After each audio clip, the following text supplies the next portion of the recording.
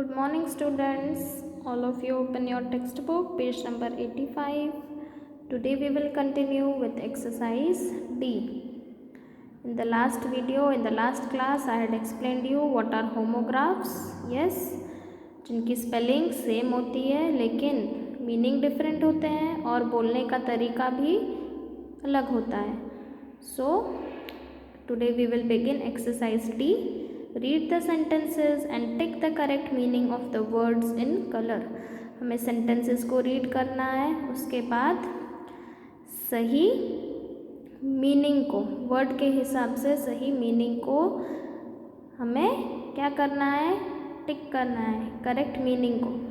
इस सेंटेंस में जो वर्ड है उसका करेक्ट मीनिंग सेंटेंस के हिसाब से क्या है, वो सही मीनिंग वाले वर्ड को हमें सेंटेंस रीड करके करेक्ट करना है, टिक करना है.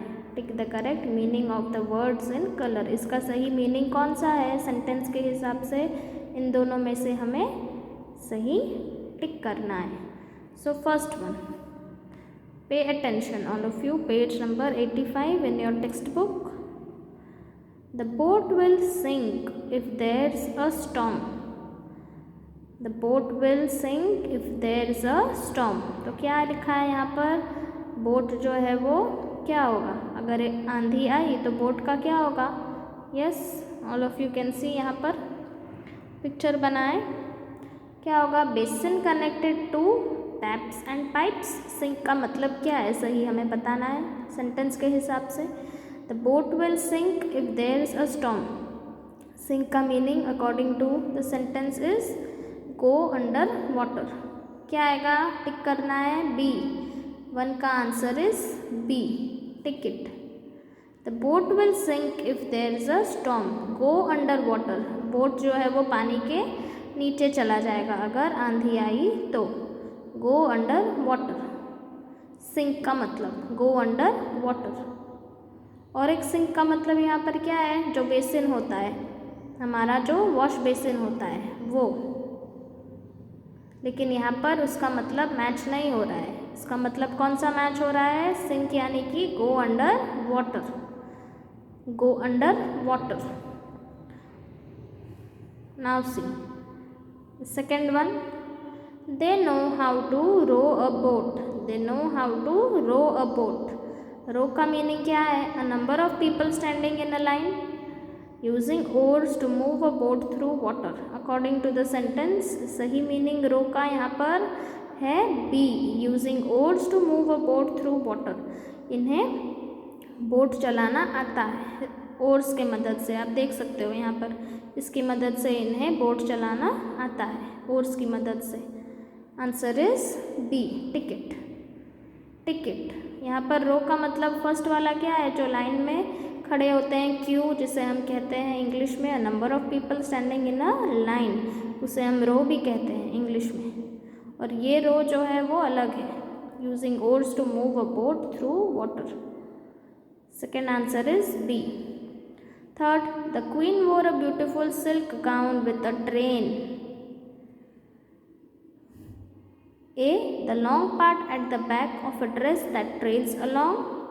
B, a mode of transport. Which is the right answer? Train एक का मतलब है ड्रेस के पीछे एक जो लंबा सा पार्ट होता है, आपने देखा होगा जो गाउन पहनते हैं उसमें. और एक ट्रेन का मतलब है रेलगाड़ी जिसमें आप ट्रैवल करते हो, मोड ऑफ ट्रांसपोर्ट. तो यहाँ पर according to the sentence train का सही मीनिंग है the long part at the back of a dress that trails along. First one is the right answer. Tick it. 3A. The long part at the back of a dress that trails along. Now, fourth one. The garage door was shut, so father had to park the car in front of the house. So, park. Park का meaning according to the sentence क्या होगा, correct meaning, an area of land where people go to play, walk और relax. Leave a vehicle in a certain place for a time. So which is the right answer, can you tell. The garage door was shut, so father had to park the car in front of the house. यहाँ पर according to the sentence park का सही meaning है leave a vehicle in a certain place for a time. 4b garage का door बंद था, so father को क्या करना पड़ा, अपनी कार एक घर के सामने पार्क करनी पड़ी, यानी कि छोड़नी पड़ी, व्हीकल को लीव करना पड़ा थोड़े टाइम के लिए एक जगह में. और ये जो पार्क का मतलब है ये क्या है, जहाँ पर आप खेलने जाते हो, पार्क खेलने वॉक करने या रिलैक्स करने जाते हो, park. Fifth one, the farmer made a pen for his goats. Now see, pen का meaning according to the sentence क्या होगा, an object used to write or draw, a piece of land in which farm animals are kept surrounded by a fence. So which is the right answer according to the sentence. एक pen का मतलब है जो pen हम लिखते हैं, जिस pen से ड्रॉ करते हैं या लिखते हैं, और एक पेन का मतलब है a piece of land in which farm animals are kept surrounded by a fence.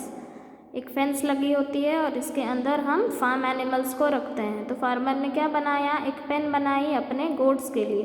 तो right answer is B. Tick it 5b. The last one, everyone bowed to the emperor except the soldier who was armed with a bow and arrow. Bowed का मतलब a weapon used for shooting arrows. Moved head or body forward and downward as a sign of respect. क्या आएगा यहाँ पर, everyone bowed to the emperor, राजा के सामने हम क्या करते हैं, झुकते हैं. तो क्या आएगा, moved head or body forward and downward as a sign of respect. 6b is the right answer. Tick it. और एक बोर्ड का मतलब क्या है, एक वेपन, एक हथियार, that is used for shooting arrows को शूट करने के लिए. So I am repeating the answers, listen to me carefully. First one, the boat will sink if there is a storm. Right answer, go under water. Second answer, B, using oars to move a boat through water. Third, the long part at the back of a dress that trails along. Fourth, leave a vehicle in a certain place for a time. Fifth, a piece of land in which farm animals are kept surrounded by a fence. And the sixth one, last one, moved head or body forward and downward as a sign of respect. So complete this exercise D and also remember what are homographs. What are homographs, जिसकी same spelling होती है लेकिन meaning different होते हैं और बोलने का तरीका भी डिफरेंट होता है. You have to remember this always. What are homographs. Complete exercise D in your textbook, page number 85.